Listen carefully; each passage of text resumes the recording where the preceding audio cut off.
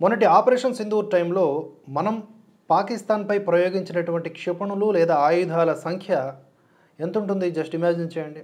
Just 50. ఓ జాతీయ media సదస్సులో పాకిస్తాన్ సైనిక లక్ష్యాలపై భారత వైమానిక దళం 50 కంటే తక్కువ ఆయుధాలు ప్రయోగించిందని చెబుతూ కొన్ని కీలక విషయాల్ని పంచుకున్నారు vice chief air marshal Narmadeshwar Tiwari గారు. ఆయన ఏమంటున్నారంటే, మా ధాటికి పాక్ తట్టుకోలేక కాళ్ల బేరానికి వస్తే మే 10న యుద్ధానికి ముగింపు పలకాల్సి వచ్చింది.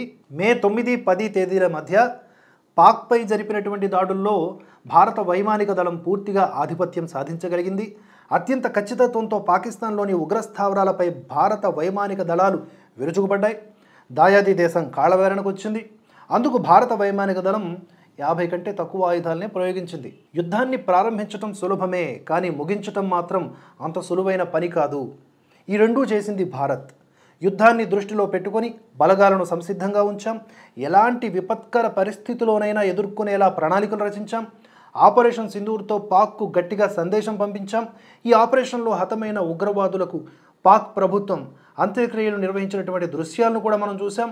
పహల్గాంలో పర్యాటకులపై జరిపినటువంటి ఉగ్రదాడికి బదులుగా ఏప్రిల్ 29న ఉగ్రస్థావరాలను షార్ట్ లిస్ట్ చేసుకున్నాం. సుదూర ప్రాంతాల్లో ఉన్న లక్ష్యాలను ఛేదించడంలో భారత వైమానిక దళం అత్యంత ఖచ్చితత్వాన్ని ప్రదర్శించింది.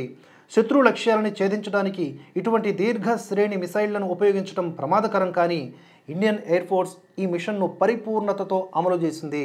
ఈ మిషన్ను అమలు చేసిన వారు ఎలాంటి నష్టం జరగకుండా జాగ్రత్తలు తీసుకున్నారు. ఈ విజయం వెనుక చాలామంది శ్రమ ఉంది.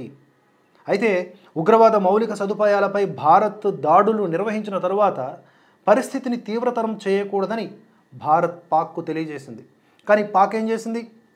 పాకిస్తాన్ సైన్యం భారత్పై ప్రతీకార దాడులు చేసింది. దాంతో దానికి గట్టిగా బదులు చెప్పాల్సి వచ్చింది. ఇలా ఇదివరకు చెప్పినటువంటి కొన్ని కీలక అంశాలని ఆయన నొక్కి ఒక్కాడించారు.